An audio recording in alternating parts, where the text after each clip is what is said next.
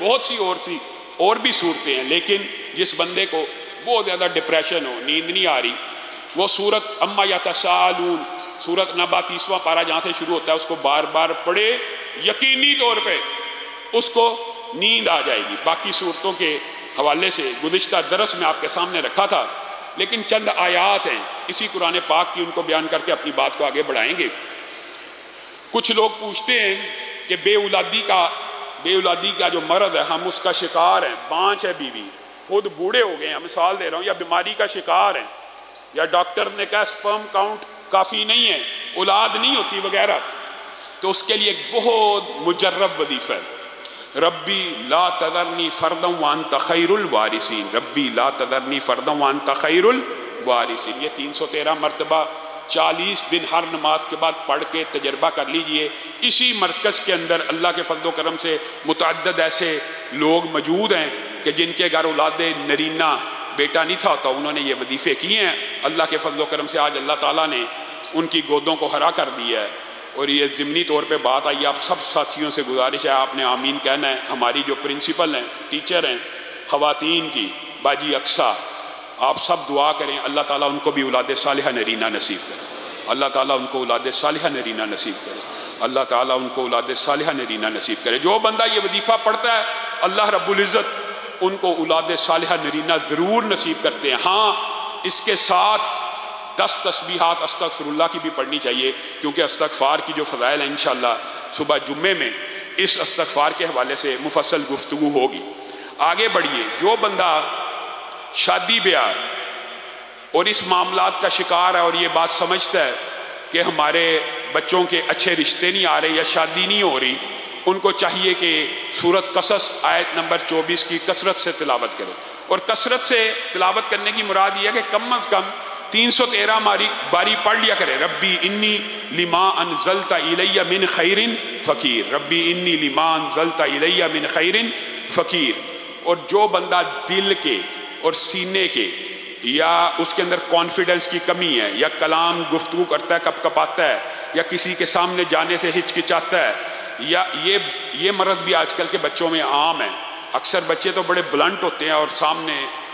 Confident ہوتے ہیں، بات کرنے میں ہچکچاتے نہیں ہیں، لیکن کچھ والدین کہتے ہیں ہمارے بچے میں اتنی شرم ہے کہ وہ کسی کے سامنے کلام ہی نہیں کر سکتا، گفتگو نہیں کر سکتا، یا گفتگو کرے تو کپ کپانا شروع ہو جاتا ہے، اور تقریر کرنا تو ایسے ہے جیسے ناممکن ہے، ٹانگیں کانپتی ہیں۔ ویسے تو یہ چیزیں تجربے سے بھی انسان کا کانفیڈنس بوسٹ ہوتا ہے، لیکن جو مجرب ترین وظیفہ ہے وہی حضرت موسیٰ کی دعا، ربی شرح لی صدری، اتنا مجرب ہے، اتنا فائدہ مند ہے کہ جن لوگوں کی بعض ڈاکٹروں نے کہا کہ ہارٹ کی سرجری ہونی ہے، کہ بائی پاس ہونا ہے، دل کے اندر چربی جمی ہوئی ہے، وینز کے اندر چربیاں، ان کے لوتھڑے جم چکے ہیں، بائی پاس ضروری ہے، انجیو پلاسٹی وغیرہ ضروری ہے، ان لوگوں نے صرف یہ آیت پڑھی ہے، ربی شرح لی صدری ویسر لی امری، ربی شرح لی صدری، اللہ تعالیٰ نے ان کے دلوں کو کھول دیا ہے، اور وہ جو خون کے کلاٹس اور چربی کے کلاٹس، بھائی شفا کس نے دے دی ہے؟ اللہ نے۔ شفا آتی ہی آسمان سے۔ ہاں،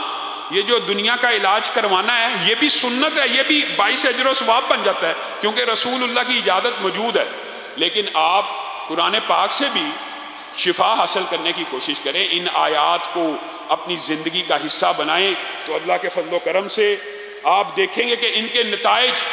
حیرت انگیز ہیں۔ اور اگر میں صرف آپ کو تجربے اور مشاہدے کی باتیں بیان کرنا شروع کروں کہ اس آیت سے فلاں کا ہر آیت کے نتیجے میں یہ باتیں آپ کے سامنے وہ رکھ رہا ہوں کہ جو پریکٹیکلی جو مریض ان سے شفا پا چکے ہیں۔ اسی قرآن پاک کے اندر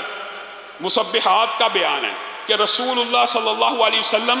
رات سونے سے پہلے مسبحات کی تلاوت کیا کرتے تھے۔ وہ 7 صورتیں، اسراء، حدید، حشر، صف، جمعہ، تغابن، سورت اعلیٰ، یہ 7 صورتیں جو ان الفاظ سے تسبیح رب سے شروع ہوتی ہیں، وہ 7 صورتوں کے اندر پڑھنے کا فائدہ کیا ہے؟ رسول اللہ صلی اللہ علیہ وسلم نے فرمایا، اور ہر روز رسول اللہ رات سونے سے پہلے یہ بھی پڑھ لیا کرتے تھے، اور رسول اللہ صلی اللہ علیہ وسلم نے ان صورتوں کی ایک فضیلت یہ بیان کی، ان میں سے ان صورتوں 7 صورتوں میں ایک آیت صرف ایسی ہے، ایک آیت اکیلی، جو 1000 آیتوں سے افضل ہے، ایک آیت۔